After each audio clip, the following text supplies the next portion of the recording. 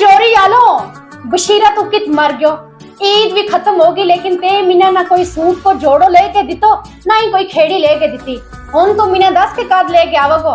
मीना ते लगे अगला रमजान भी खत्म हो जाएगा ता भी मेरे से कोई जोड़ो नहीं आसे। दर्शकों, जेड़ा आजकल का नौजवान बच्चा अपनी मातृभाषा बोलन में गर्व करे ते उसने आगे लेके जे द राइट न्यूज उस पे गर्व करे। नमस्कार, आप देख रहे हैं द राइट न्यूज और मैं हूं हिमाग्नि मोजा। दर्शकों, आज आप सोच में पड़ गए होंगे कि मैं गोजरी में बात क्यों कर रही हूं। वो इसलिए क्योंकि जो पर्सनैलिटी आज हमारे साथ बैठी है वो अपनी गोजरी भाषा पे बहुत गर्व करती है और सोशल मीडिया के जरिए उसे आगे लेके जा रही है। जी हाँ, मैं बात कर रही हूं इरफाना बानो जी की, जिन्होंने इस सोशल मीडिया के जरिए अपनी गोजरी भाषा को एक मुकाम दिया है और इंस्टाग्राम पे इनके लगभग 30,000 तक फॉलोअर्स है। ये एक बेहतरीन अदाकारा भी है, थिएटर आर्टिस्ट भी है। तो इरफाना बानो जी, सबसे पहले तो स्वागत है आपका द राइट न्यूज में। जी शुक्रिया। इरफाना जी, पहले जो हम इंस्टा की या सोशल मीडिया की बात करें उससे पहले मैं आपसे बात करना चाहूंगी थिएटर के बारे में। थिएटर में आपका रुझान कब से रहा और आप इस थिएटर में कैसे आए? जी 2015 से मैं थिएटर कर रही हूँ। तब मेरी उम्र सिर्फ 16 साल थी जी। और आज भी मैं थिएटर कर रही हूँ और आज जिस मुकाम पर मैं हूँ मुझे लगता है कि वो जो देन है वो थिएटर की देन है कि अगर मुझे वहां से मैंने एक्टिंग ना सीखी होती तो शायद मैं आज इस मुकाम पर नहीं होती। और रही बात मेरे इस मुकाम की, तो इसमें बहुत सारे लोग जो हैं वो शामिल हैं। सिर्फ मेरे अकेले का इसमें जो काम है वो बिल्कुल भी नहीं है। इसमें मेरे जो फैंस हैं वो भी शामिल हैं, मेरे उस्ताद हैं जिन्होंने मुझे एक्टिंग सिखाई, मेरे घर वाले जिन्होंने मुझे सपोर्ट किया और मेरे वो सपोर्टर जो सामने तो नहीं आते मगर मुझे हमेशा सपोर्ट करते, एक बैकबोन की तरह खड़े रहते हैं। इरफाना जी, आपने एक्टिंग कहीं से सीखी या खुद ब खुद आपके अंदर ये जो हुनर है ये अपने आप आ गया? जी बचपन से तो मैं घर में, मतलब जैसे हर बच्चा जो है वो नाटक करता रहता है और माँ बाप जो है वो खुश रहते हैं, मगर मेरा जो एक्टिंग करने का और एक्टिंग सीखने का जो श्रेय है वो मेरे उस्ताद को जाता है, जिनका नाम है दिलशाद अहमद शाजी खान किरमानी। मैंने उनसे जो एक्टिंग है वो सीखी है। जी हाँ, तो ये मैंने उन्हीं से सीखा है। जी, वो भी वाकई में एक बहुत बेहतरीन एक्टर हैं। जी। तो ये जो सोशल मीडिया का सफर है ये कब और कैसे शुरू हुआ? कैसे आपने सोचा कि अब मुझे अपना एक चैनल बनाना है और खासकर एक गोजरी भाषा में बनाना है? मैं इस बारे में आपको बता दूं कि गोजरी जुबान जो है वो बहुत मीठी जुबान है जी, मगर जब कोई इंसान अपनी जुबान बोलता है तो उसे बहुत ज्यादा शर्म महसूस होती है। मगर मैंने कभी भी अपनी गोजरी जुबान बोलने में शर्म महसूस नहीं की। मैंने जब भी बोला गोजरी में ही बोला। यहाँ तक कि अगर हम कोई फंक्शन वगैरह भी करते हैं तो मैं हमेशा गोजरी का ज्यादा इस्तेमाल करती थी। जी। मगर मुझे कभी ये एहसास नहीं हुआ कि मुझे गोजरी में कोई अपना चैनल बनाना चाहिए या मुझे गोजरी को आगे प्रमोट करना चाहिए। मैं फिर भी थोड़ा बहुत इसको लेकर चलती रहती थी। मगर मेरे कजन हैं एक, उन्होंने मुझे कहा कि तू गोजरी इतनी अच्छी बोलती है तो क्यों ना तू गोजरी में अपना एक चैनल बना ले और जो तू हमेशा छोटे छोटे नाटक करती रहती है तो वहां पर डाल दिया कर अपनी वीडियोस, तो हो सकता है कि तुझे वहां से प्यार जो है मोहब्बत मिले। तो बस मेरी शुरुआत जो है वहां से शुरू होगी। पर शुरुआत हुई कैसे? शुरुआत इस तरीके से हुई कि मैं हरियाणा गई हुई थी शो करने के लिए, डांस का एक प्रोग्राम था। वहां पर बैठे हुए थे सब बच्चे, अपना अपना ग्रुप बनाकर बैठे थे, तो मैं अकेली बैठी हुई थी। जी। ये बात है रात को 2:30 बजे की, मैं ट्रेन का वेट कर रही थी और वहां पर बैठे बैठे मेरे दिमाग में अचानक ही हुआ कि क्यों ना मैं एक वीडियो बना लूं। तो मैंने वहां पर एक वीडियो बनाकर डाली थी, और जोरी आलो बशीरा तू कित मर गयो मेरे से कपड़ा को जोड़ो तो पेट साट। वो वीडियो मैंने जैसी डाली वो इतनी ज्यादा वायरल हुई कि मैंने जिसके बारे में कभी नहीं सोचा था कि मेरी वो वीडियो इतनी ज्यादा वायरल होगी। तब मुझे मतलब वो एहसास हुआ कि नहीं, मुझे अपनी जुबान जो गोजरी जुबान है उसे आगे लेकर चलना चाहिए। ये जो आप ये स्क्रिप्ट है ये आप लिखते हैं, खुद लिखते हैं फिर खुद इस पे अमल करते हैं, ये कैसे आप ये सब शूट कैसे करते हैं? जी मैं काफी देर से, आपको पता होगा थिएटर आर्टिस्ट जो होता है कई बार जो होता है हमें इम्प्रोवाइज करना पड़ता है। बिल्कुल। तो मैं कोई भी स्क्रिप्ट लिखती नहीं हूँ। पहले मैं कई बार मतलब लिख देती थी कि नहीं आज मैं इस पर वीडियो बनाऊंगी, मगर आजकल ऐसा होता है कि मैं कोई भी जो वीडियो है वो स्क्रिप्ट के बिना ही बनाती हूँ और मैं एडिट भी खुद ही करती हूँ, वीडियो भी खुद ही शूट करती हूँ और खुद ही डाल भी देती हूँ जी। इरफाना जी, आप सोशल मीडिया सेंसेशन के साथ साथ एक महिला भी हैं, जी तो कितनी मुश्किल आती है आपको ये पेज हैंडल करने में? क्या आपके कुछ ऐसे भी कमेंट्स आते हैं जिससे आपका दिल जो है वो वाकई में तार तार हो जाता है कि मैं ऐसा क्या कर रही हूँ, मैं तो बस अपनी कम्युनिटी के लिए काम कर रही हूँ? जी, बिल्कुल ऐसा होता है मेरे साथ। और शुरुआत में तो बिल्कुल भी नहीं हुआ था, मुझे लगा था कि शायद मुझे हमेशा की तरह मोहब्बत मिलती रहेगी, लेकिन हमेशा भी ऐसा नहीं होता कि एक इंसान को हर कोई पसंद करे और हमेशा ही करता रहे, ऐसा बिल्कुल भी नहीं होता है। मुझे हर दिन इन चीज़ों का जो है वो सामना करना पड़ता है। मुझे बाहर की कम्युनिटी के लोग बहुत कम कमेंट्स करते हैं, मगर मुझे अपनी ही कम्युनिटी के लोग बहुत ज़्यादा ऐसे कमेंट्स करते हैं कि फिर मैं भी ये सोचती हूँ कि यार वाक़ई मैंने ऐसा क्या कर दिया कि लोग मुझे ऐसा बोल रहे हैं, तो वाकई दिल दुखता है। तो इससे निपटने के लिए आप क्या करते हैं? मैं सब्र कर लेती हूँ सब्र कर लेती हूँ और अपने माँ बाप से ये बातें शेयर कर लेती हूँ, और फिर जब मेरे माँ बाप मेरे साथ खड़े होते हैं तो फिर मुझे और हौसला हो जाता है कि जब माँ बाप साथ हैं तो किसी को क्या बोलना है वो बोलता रहे, क्योंकि हम हर किसी को ये नहीं समझा सकते कि हम अच्छे हैं। हर किसी को भी हम अच्छे नहीं लग सकते, हो सकता है कि किसी के नजरिए में हम बुरे हो सकते हैं, हम अपने नजरिए में अच्छे भी हो सकते हैं, तो हम किसी को नहीं बता सकते कि हम क्या आसपास जो आपके मोहल्ले वाले हैं, या आपने बोला कि मेरे घर वाले तो बहुत सपोर्ट करते हैं, क्या वहां से भी कुछ ऐसा देखने को मिलता है कि वो भी बहुत सपोर्ट करते हैं आपको? जी, कुछ मोहल्ले वाले हैं जो बहुत ज्यादा सपोर्टिव भी हैं, मगर कुछ मोहल्ले वाले ऐसे हैं जो हमेशा ताक में रहते हैं कि ये किसके साथ आ रहे हैं और किसके साथ जा रहे हैं, आखिर ये वीडियो क्यों बना रहे हैं, मगर मुझे समझ नहीं आती वो ऐसा क्यों सोचते हैं। खैर वो उनकी सोच है, मैं उनकी सोच नहीं बदल सकती हूँ।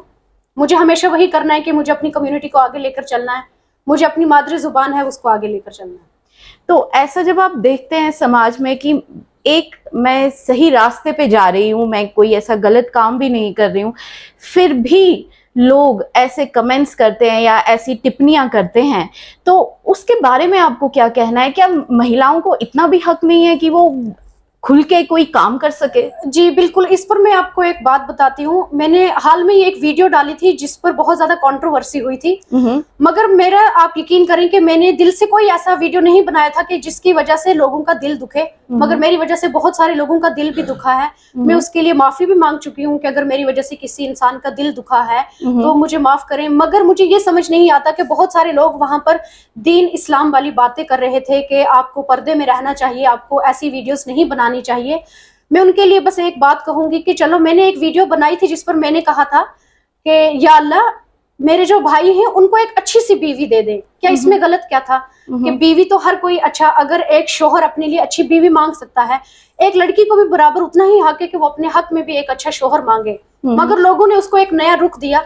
मगर मुझे इसकी भी समझ आ गई कि लोगों ने ऐसा क्यों किया। बहुत सारे कुछ ऐसे लोग हैं जो चाहते हैं कि मैं अपनी ही कम्युनिटी के खिलाफ हो जाऊं और कम्युनिटी वाले मेरे खिलाफ हो जाएं। वो ना ये चाहें कि मैं गोजरी में अपनी जुबान को आगे लेकर चलूं, और लोगों ने बहुत सारे उसको लेकर गलत कमेंट्स भी किए थे कि आपको पर्दे में रहना चाहिए, बहुत सारा कुछ बोला था। वो जो जितने भी इस्लामिक वाले लोग थे, मैं उनसे इतना कहूंगी कि अगर आप इतने ही दीन इस्लाम वाले हैं, आप सोशल मीडिया पर क्या कर रहे हैं? क्योंकि जो इतने इबादत वाले लोग होते हैं वो तो मस्जिदों में होते हैं, वो तो दरगाह पर होते हैं, वो अपने तो अल्लाह से राब्ता रखते हैं, हमेशा दीन इस्लाम वाली जगह पर होते हैं। वो आजकल की सोशल मीडिया पर क्या कर रहे हैं? मुझे इस चीज का नहीं समझ आती। मैं तो गुनहगार लड़की हूँ, चलो मैं हूँ गुनहगार, मैं मानती हूँ इस चीज को कि मैं एक फितना परस्त की तरफ चल पड़ी हूँ, मैं वीडियोस बनाती हूँ, मगर मुझे ऐसा नहीं लगता कि मैंने कुछ ऐसा गलत काम किया कि जिसकी वजह से मेरे माँ बाप को सर झुकाना पड़े। मैंने आज तक जिंदगी में ऐसा कोई काम नहीं किया। मगर मैं उन लोगों से ये पूछना चाहती हूँ कि अगर आप इतने दीन आलिम वाले लोग हैं, आप सोशल मीडिया पर क्या कर रहे हैं? आपको तो सोशल मीडिया पर, जहां तक मैं इस्लाम को जानती हूँ, इस्लाम में तो फोन चलाना भी हराम है, टीवी देखना हराम है, लोगों की बेटियों को देखना हराम है। फिर वो मुझे कैसे देख रहे हैं? क्या उनको मुझे देखते टाइम शर्म नहीं आ रही? वो मुझे कैसे देख रहे हैं? और फिर कमेंट्स भी करते हैं। उनके पास इतना दिल भी है कि वाकई वो कमेंट्स करते हैं। मुझे इस चीज पर, मुझे उन पर अफसोस होता है। मुझे खुद पर कभी भी अफसोस नहीं हुआ। मुझे ये होता है कि चलो मैं तो गलत हूँ, जहां पर मैं गलत हूँ मुझे कहने वाले मेरे माँ बाप है, मेरे भाई बहन है। उस्ताद जिसको हम माँ बाप के बाद मानते हैं, उस्ताद को पता होता है कि उसका बच्चा गलत है या सही है।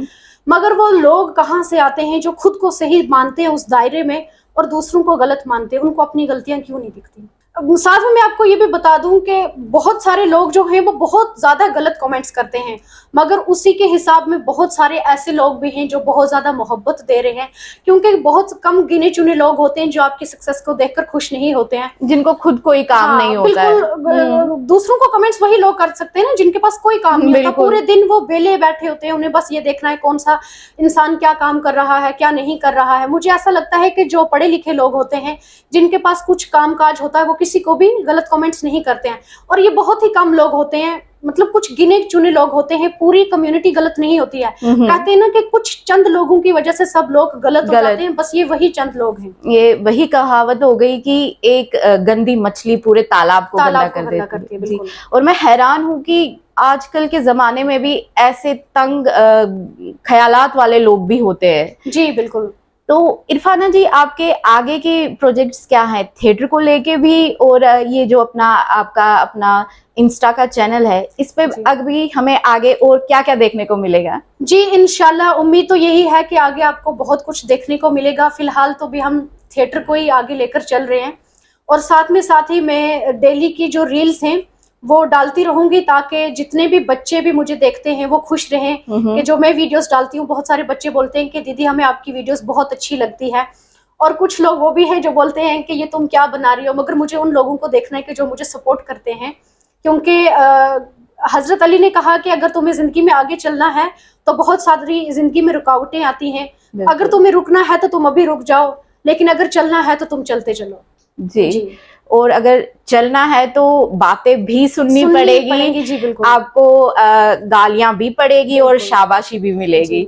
तो इरफाना जी, आगे जो इस राह पे हैं, इस सोशल मीडिया में आगे भी महिलाएं आने वाली हैं या आएंगी या आ रही हैं, उन महिलाओं को, उन बच्चियों को आप क्या सलाह देना चाहेंगी? मैं उनको बस इतनी सी एक सलाह दूंगी कि अगर कोई भी इंसान आपको गलत कमेंट करता है, कोई बात नहीं, करने दो, क्योंकि जब तक आपके माँ बाप आपके साथ हैं किसी के बुरे कहने से कोई फर्क नहीं पड़ना चाहिए। बिल्कुल। क्योंकि इंसान अपने माँ बाप की नजरों में सही होना चाहिए।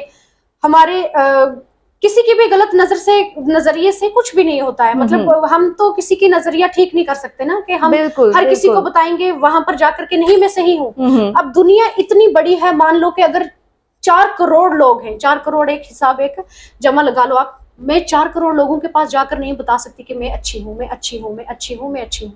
कुछ वो लोग भी हैं जिनकी नजर में मैं बुरी हूँ, ठीक है मैं बुरी हूँ, मगर वो दिन भी आएगा जब सब लोग बोलेंगे कि नहीं शायद हमने इसको गलत सोचा था, हो सकता है कि ये तब अच्छी भी थी मगर हमने इसको गलत सोचा। तो इरफाना जी, थिएटर को लेके आप क्या आगे क्या प्रोजेक्ट्स है इसमें? क्या आप कोई प्ले कर रही हैं या अभी सिर्फ आप अपने इंस्टाग्राम पेज को ही ध्यान में रखते हुए चल रही हैं? जी अभी थिएटर फेस्टिवल की शायद डेट आ चुकी है, तो उसके लिए भी हमारी तैयारी जो है वो चल रही है। थिएटर से ही शुरुआत हुई थी और थिएटर को मैं कभी छोड़ूंगी नहीं, क्योंकि जिस चीज ने मुझे यहाँ तक पहुंचाया है, मुझे लगता है कि मुझे अपने रूट्स नहीं भूलने चाहिए कि मैंने कहाँ से शुरुआत की थी। रील्स जो है, रील्स मैंने अभी बनाना शुरू किए हैं और मैंने एक मुकाम इस चीज में हासिल कर लिया है। बहुत सारे लोग मुझे ये भी कहते हैं कि आजकल के जो बच्चे हैं वो चंद पैसों के लिए कुछ भी कर देते हैं, मगर मैं उन्हें इतना कहूंगी कि आप मेरा यकीन माने, मुझे रील से 1 रुपया भी नहीं आता है। जो आपके दिमाग में एक गलत सोच बैठी हुई है कि ये शायद पता नहीं रील से कितना कमा लेती है, मुझे रील से कोई पैसा नहीं आता है, और जहां से मुझे पैसा आता है तो मुझे नहीं लगता कि मुझे किसी को बताना चाहिए मुझे कहाँ से पैसे आ रहे हैं, क्योंकि हर इंसान को अपनी कुछ जो चीजें होती हैं वो हमेशा सेपरेट रखनी चाहिए। क्योंकि जो इंसान आपकी सक्सेस नहीं देख सकते हैं, मुझे लगता है वो ये भी चाहेंगे कि इसको पैसे भी आना बंद हो जाए। तो मैं अपना काम हमेशा जारी रखूंगी, वो थिएटर को लेकर हो चाहे कोई भी किस्म का काम हो। एक लड़की को अगर अपना काम करना है वो अपना काम करती चले। बिल्कुल। इरफाना जी, अभी आपने पैसों की बात की, तो क्या कभी ऐसा हुआ है कि आपके इंस्टाग्राम पेज पे स्ट्राइक बजी हो या किसी ने रिपोर्ट किया हो?